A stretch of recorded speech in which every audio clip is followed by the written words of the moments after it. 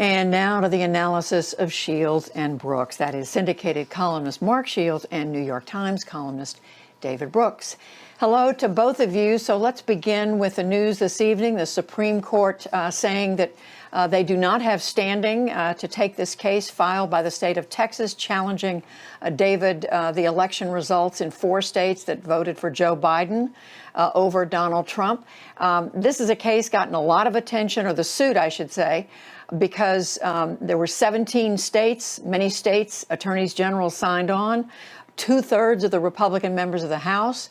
But now the Supreme Court has thrown it out, with dissent, we should say, by Justices Alito and Thomas. But David, what does this say about the state of our politics right now with regard to this election result? Well, the court system has hung in there, and I should point out that all 3 Trump-appointed justices sided with the majority on this one. And it's simply written in the Constitution that state legislatures get to control their own elections.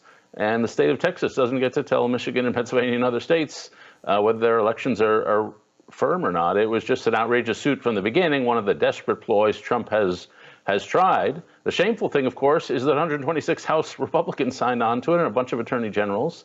It's a party that has just lost any touch with democracy. Somebody said on Twitter today, Trumpianity is a very strange religion. And fortunately, unlike the legislative branch on the Republican side, the judicial branch has stayed true and faithful to the obvious meaning of the Constitution. Mark, as you watch this drama unfold, what do you make of it at this point, now that the Supreme Court has weighed in? Well, I think we're in the final chapter, Judy. At least I hope so.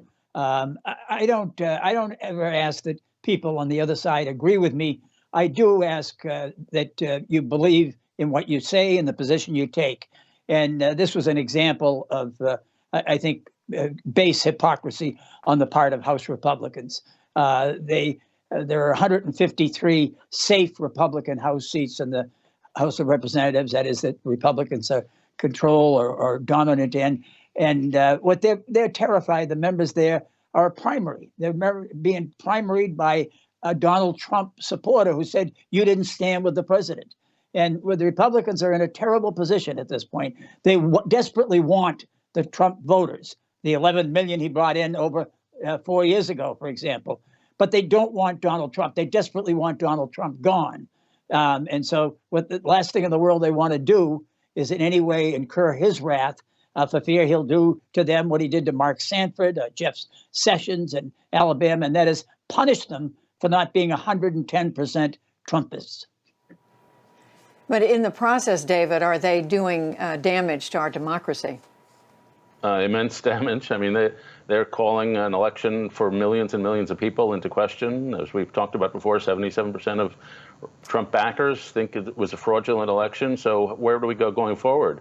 They're trying to not alienate Trump voters, but the 126 House members, including people like Kevin McCarthy, the leaders, are basically telling his story, and they're telling his comeback story. They're giving every pretext for him to run again in 2024 and continue to make this Donald Trump's party. And so if they wanted to get rid of Donald Trump, this was, in my view, the worst way to do it, because they've signed on to the gospel, and now they're more or less stuck with it. Mark, do you see long-lasting damage here? Is this something that Yes. The country can get through? Yes, beyond the politics of it, Judy, the position taken is undemocratic. It's hypocritical. It's just indefensible. And when you're talking about elections, I mean, I would assume that all the Republican House members from Michigan and Wisconsin and Georgia and Pennsylvania who signed onto this suit would summarily resign from the House because they're saying that they were elected in a criminal election. It's certainly this illegality that they allege out of thin air wasn't limited just to the presidential vote. So I just find it beyond. When I say that they want the Trump voters without Donald Trump, they can't wait for Donald Trump to be gone. I mean, how they quiver in fear about him. They're terrified of him. It's not born of affection or anything of the sort, or high regard. It's born of rank fear, and that has to be demeaning for every Republican in the House who signed on. Liz Cheney, the third member of the House leadership from Wyoming, did not, and good for her. David, let me ask you both about something else the Congress is not doing in this instance, and that's finding a way to come up with relief, help for people suffering in this pandemic. It's been months and months. They've come down to the wire. They've figured out a way to fund the government another few days, but they still don't have COVID relief. What is the holdup here? And do you see them getting through this? Well, this is a foundational problem, too. You know, if faith in God collapses, then a church collapses. If faith in our institutions and each other collapses, then the nation collapses. And so undermining the election is one piece of that. But the unwillingness to recognize the legitimacy of views on the other side is another piece of it. And we've had 5 months of people unwilling to recognize the legitimacy of their views and come to meet them halfway. We finally, last week, had a legislature behave like it's supposed to behave, where we had 8 senators who created a compromise along with members of the Problem Solvers Caucus in the House. And they created a very reasonable, and to me, on the merits, a very good compromise on how to get COVID relief. To their great credit, Nancy Pelosi and Chuck Schumer said, okay, this is our framework. Mitch McConnell won't go there.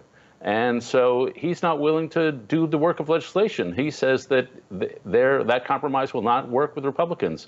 Well, Mitch McConnell's position won't work with Democrats. So that's what politics exists for. And so it's just another piece of a fundamentally broken political system. Mark, do you see a way through this?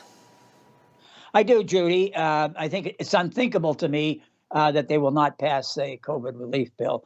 I mean, we're talking about Americans on the eve of Christmas without the resources to feed their children, to heat their homes, to pay their rent.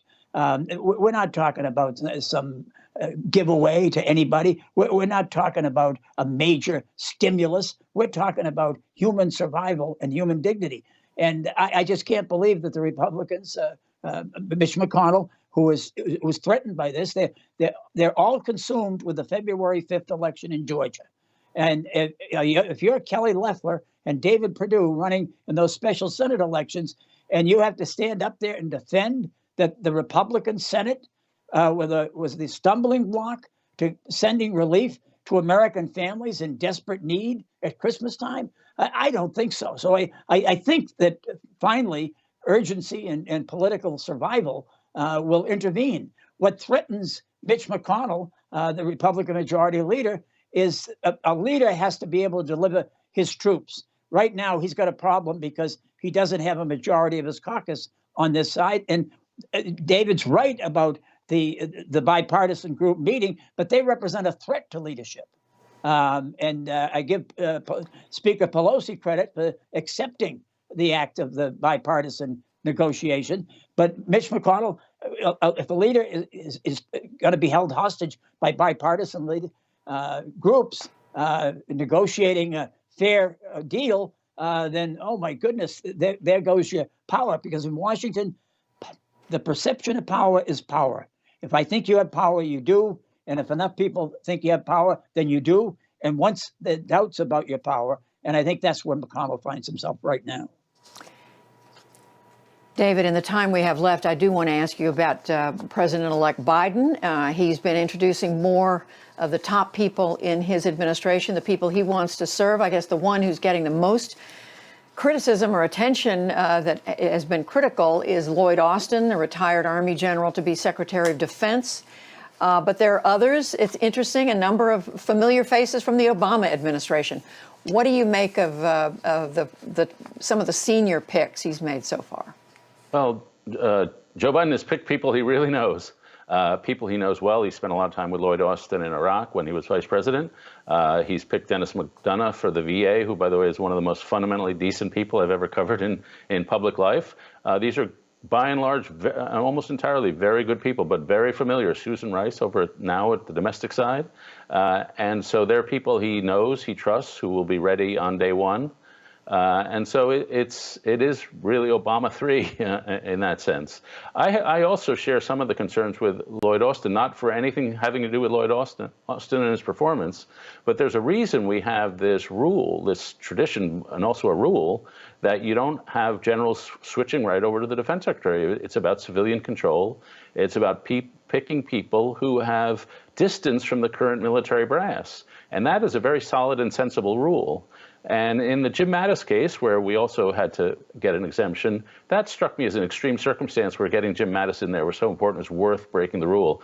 Now, there must be a lot of very qualified people like Michelle Flournoy who could be Secretary of Defense. I don't quite see why we run this risk of traversing what is a sensible principle.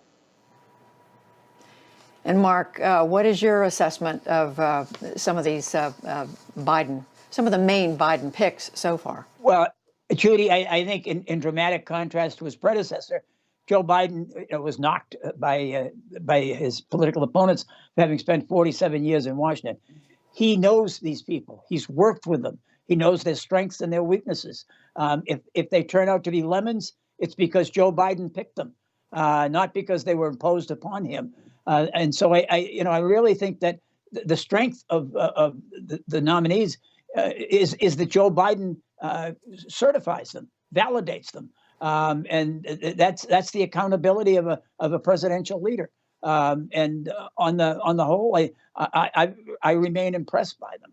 I would point out that any money that's left over from the stimulus, the original bailout on COVID, will be in the stewardship of Janet Yellen as Secretary of Treasury. And I think there's somebody who will spend it wisely and well and quite humanely. And on that note, we thank you both, Mark Shields, David Brooks. Have a great weekend. Thank you.